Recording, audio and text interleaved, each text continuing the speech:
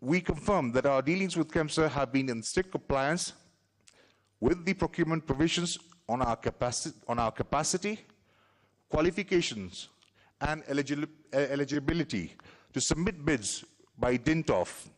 We are duly eligible to submit bids before a procurement entity in accordance with Section 55 PPDA. We have not engaged in any inappropriate influence or corrupt practices as spelled out under Section 65 and 66 of the PPDA, which would render us ineligible to bid. We have not been debarred from participating in any procurement proceedings as provided by Part 4, in particular Section 41 of PPDA Act. And lastly, all our quoted prices are based on competitive and fair market prices. The procurement process. Madam Chair, you're aware that His Excellency the President, by virtue of the Executive Order 2 of 2020, issued on the 28th February 2020, declared COVID-19 a national pandemic. Based on what we were convicted of the fact that any emergency procurement related to COVID-19 would not follow the normal procurement process, as it would be about saving lives. In participation of such procurement, we satisfied all criteria under provisions of Section 91, 92, 103 of the PPDA Act in relation to direct procurement legally recognized and as an alternative method of procurement. We would further like to state as follows, that there was an urgent need for the government to procure various medical items in light of the COVID-19 pandemic, and we had the capacity and expertise to meet such needs. Our company is one of the few well-known reputable medical suppliers in the industry and in the region, as previously stated, having provided medical equipment and solutions to clients for more than 20 years. We have maintained a reputation of supplying quality medical equipment, consumables at fair prices within the market. We were probably one of the few companies that were able to supply ventilators and gloves and had those stocks in the country at that time.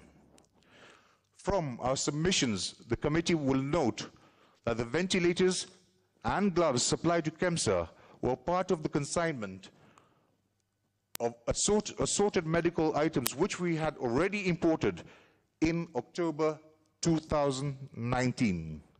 All the documentations are in this submission. Our prices were competitive and comparative to the market prices.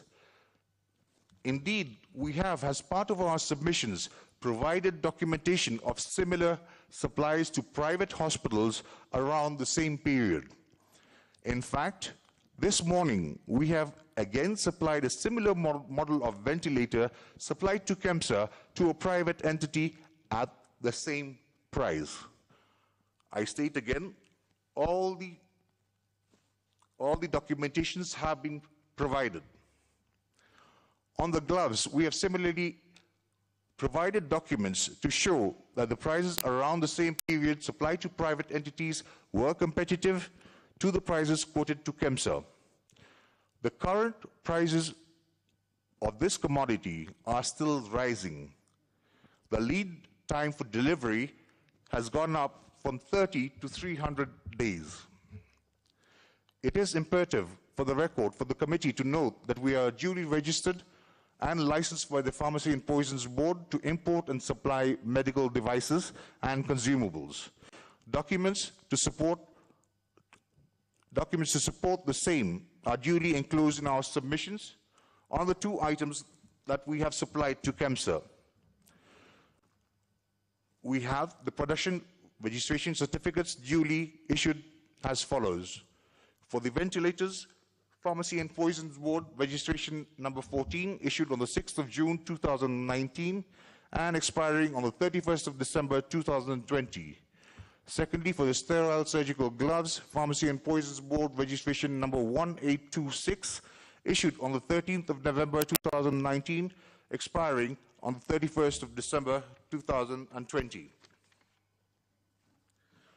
Clearly, from the foregoing, the committee can take note of the fact that we did not premeditate to benefit in any way from the COVID-19 pandemic, as this is our normal course of business.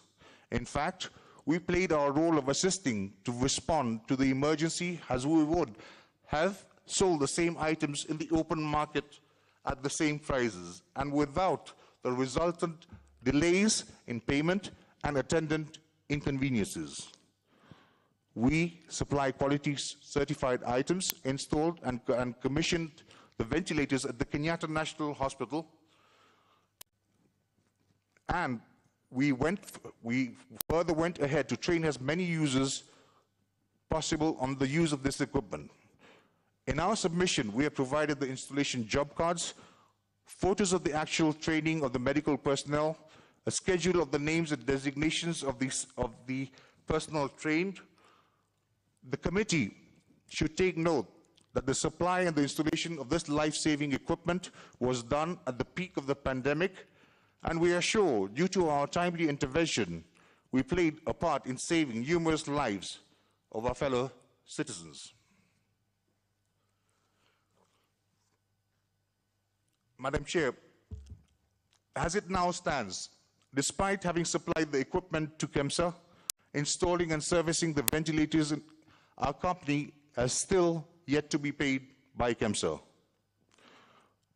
The comparative invoices provided in relation to the private sector supplies have all been duly settled. We fully support the probe of this committee and any other investigative agencies. We implore on this honorable committee to get to the bottom of the matter and leave no stone unturned in establishing the truth.